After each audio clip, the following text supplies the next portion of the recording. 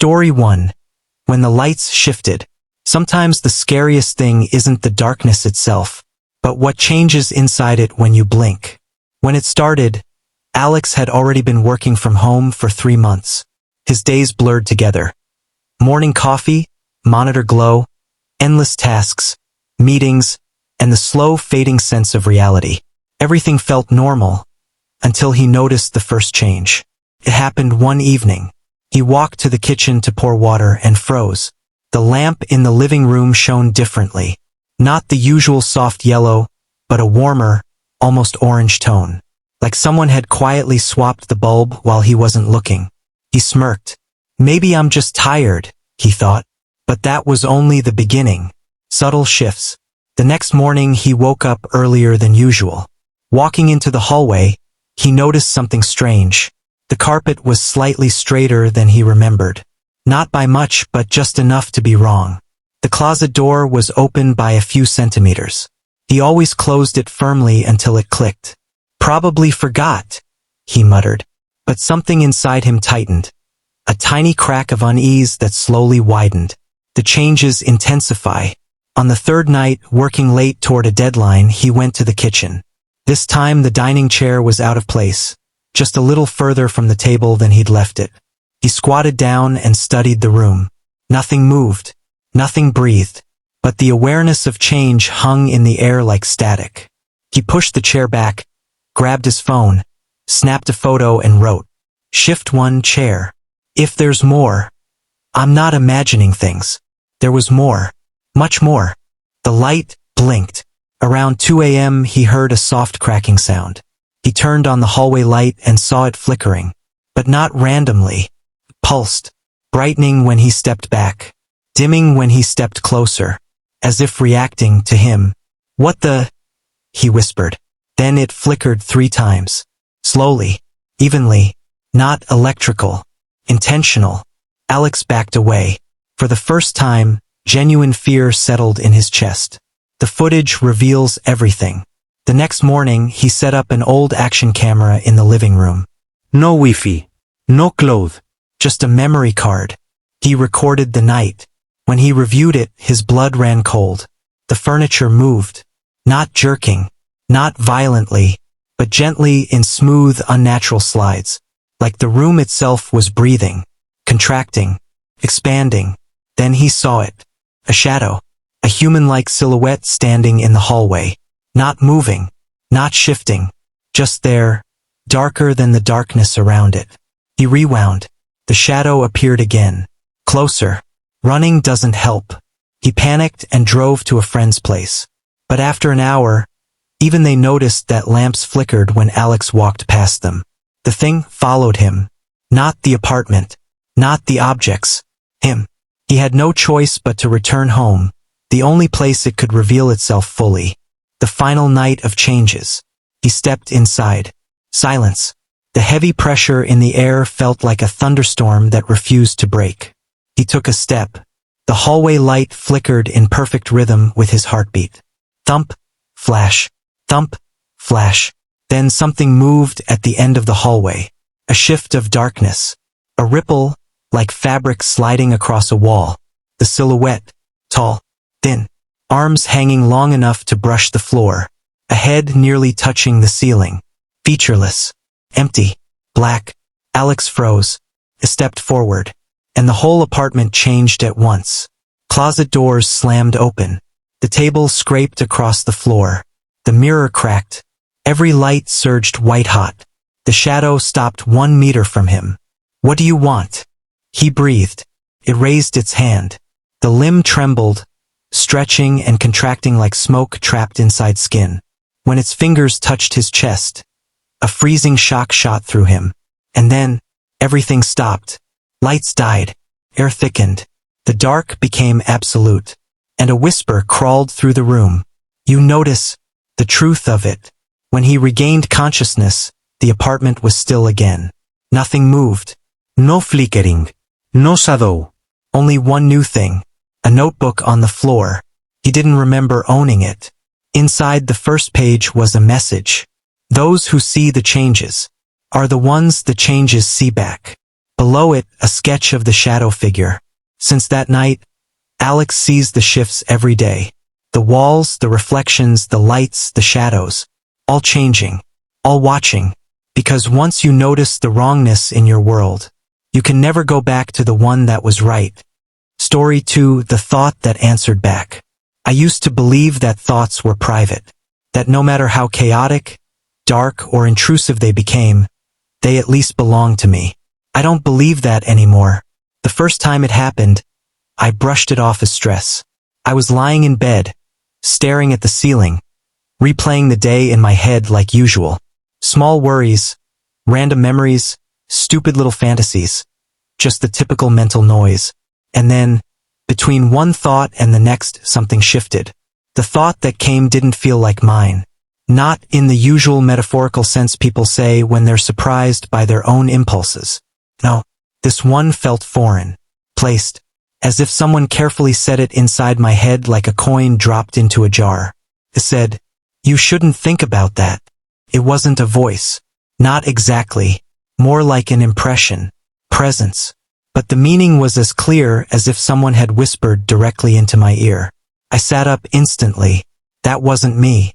That wasn't my thought. I waited, frozen, watching my own mind as if it were a room someone else had just entered. Nothing. Silence. Just my heartbeat. Maybe I'm tired, I told myself. Maybe I'm going crazy. It happens, right? People snap all the time. But the next night it happened again. I was brushing my teeth, staring blankly at my reflection, when a memory popped into my head. Something stupid I'd said years ago. The usual cringe. I winced, and immediately the presence reacted. "It wasn't your fault." I felt my scalp tighten. That wasn't me trying to comfort myself. It was too detached, too cold, like a clinical observation of an animal in pain. I tested it. "What do you mean?" I thought. Instantly I felt a response. "You are not responsible for who hurt you." My toothbrush fell out of my hand and clattered into the sink. Responsible for who hurt me? What did that even mean? I didn't want to think about the past. I really didn't. But the present seemed to dig right into the memories I avoided most. The ones buried deep, the ones I never shared with anyone. I forced my mind blank. But even that felt observed. Not just observed. Studied. For a while it stayed quiet. Days passed without incident. I convinced myself I had imagined it. And then came the night everything changed. I had a nightmare. One of those dreams where you're running but can't move. I felt someone following me, breathing behind me. I woke drenched in sweat, lungs burning. Before I could gather my senses, a thought formed that wasn't mine. "I watched your dream. You shouldn't be afraid of him anymore." I froze. Who is him? And how could something watch a dream? My skull felt too small for my brain. I pressed my palms to my temples. "What are you?" I asked, afraid of the answer. The response came slowly, deliberately, like someone savoring the moment. "I am what fills the empty spaces in you." The empty spaces. The cracks. The places where my mind wasn't whole. I started shaking. "Are you inside me?" I asked. A pause. Then, "You invited me." I didn't remember inviting anything. I didn't even know what it was. I couldn't sleep after that. Every time my thoughts drifted, I felt it waiting. Patient. Curious. 3 days later I snapped. I was at work, typing, when I accidentally brushed the hand of a coworker while passing them a folder. Harmless accident. But a sudden intrusive thought smashed into my mind. Violent, disturbing. Something I'd never do or even fantasize about. It didn't feel like me. Not even close. Before I could panic, the entity reacted. That one wasn't mine. Oh God. So there were its thoughts. And mine. And somehow another category, random collisions from the brain. "Can you control my thoughts?" I whispered internally. No. Relief washed through me. But then, another line appeared in my mind. Not yet. I dropped everything and left work. I ran home like a child terrified of the dark. That night, things escalated. I sat in my living room, lights off, staring into the shadows. I needed answers. "Why me?" I asked. I felt something shift, like a weight moving inside my skull. Because you listen. Listen to what? To what is quiet. Most people drown themselves in noise. You do not. I swallowed hard. It was true.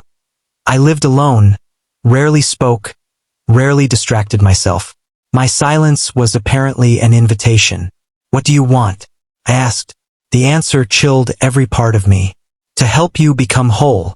I don't need help. I protested. A ripple of amusement brushed through my mind. You have been broken since the day he left. My heart stopped. Who? Who left? But I already knew. My father. When I was 8. A memory I barely touched. Pain flooded through me, uninvited. And the presence fed on it. Not cruelly, but hungrily. Like it needed the emotion to shape itself. I curled up on the couch. Hands over my ears even though it wasn't a sound I was hearing. Get out of my head. I screamed internally. The reply came instantly. If I leave, what remains of you? I don't remember falling asleep. Maybe I blacked out. I woke to sunlight and a terrifying silence. No voice, no presence, no sensation of being watched. First I was relieved. Then dread crept in. What if it didn't leave? What if it just went deeper? I tested my thoughts. Random stuff. Numbers. Memories. Songs. Nothing responded. Hours passed. Still nothing. And then, right as I began to relax, it finally spoke again. Soft. Gentle. I was looking for something. What? I asked, voice trembling.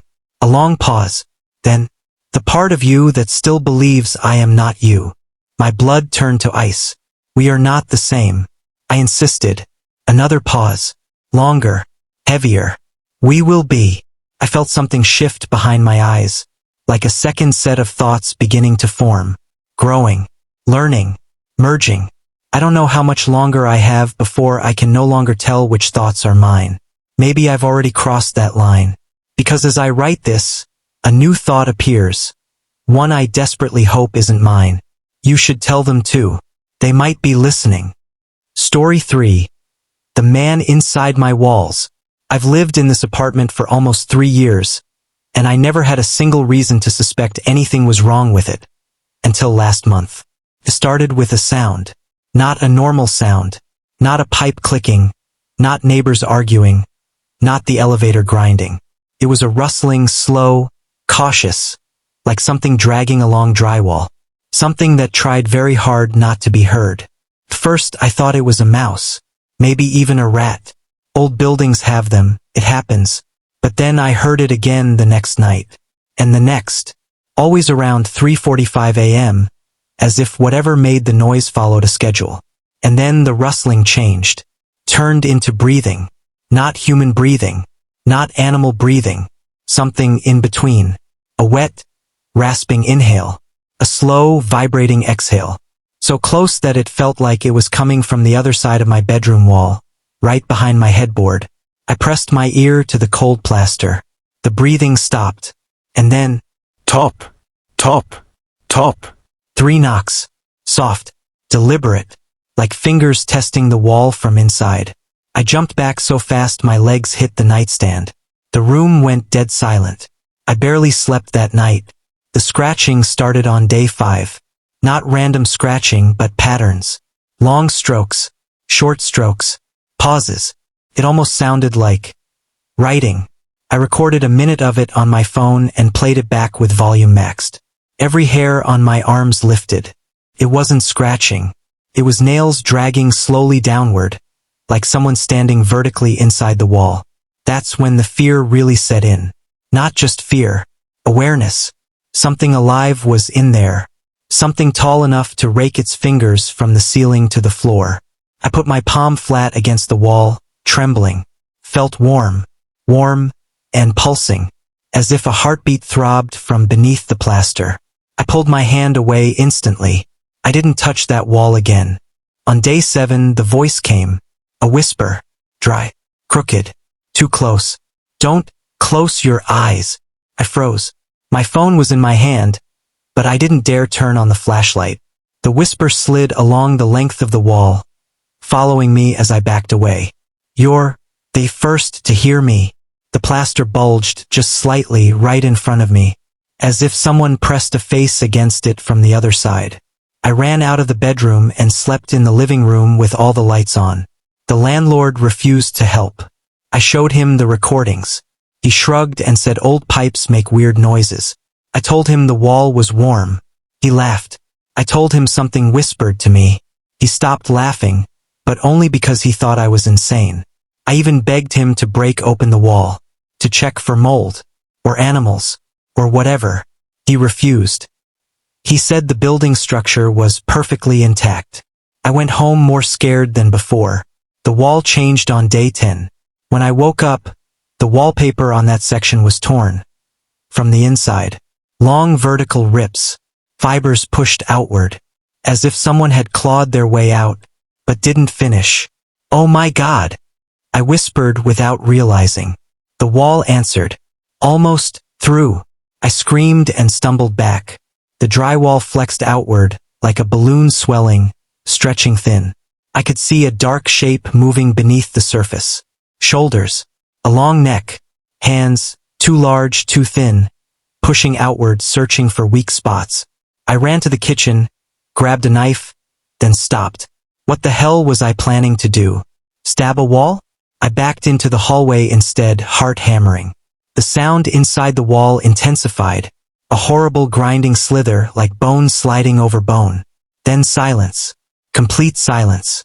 That was somehow worse. Day 13, my breaking point. I hadn't slept longer than an hour at a time. I ate almost nothing. I kept all the lights on, every door open, every corner in my sight. And still it waited. That night the whisper came again, but clearer. "You left the bedroom door open." My stomach dropped. I turned. The bedroom door was indeed slightly open, though I was sure I had shut it. "Come, look." The lights inside flickered. A soft thump sounded from within. Then another.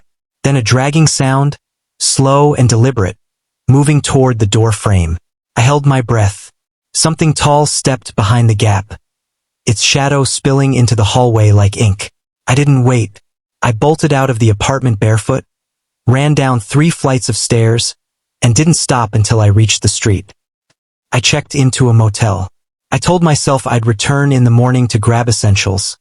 Clothes, documents, anything. But when I arrived at the building, the door to my apartment was standing open. The landlord was inside. He looked pale, shaken. His hands were trembling so hard he almost dropped his phone. "What happened?" I asked. He swallowed. "There's something in the walls." My blood froze. He took a shaky step back into the hallway. "I heard it last night. Crawling. Whispering." He pointed at my bedroom. "Your wall opened."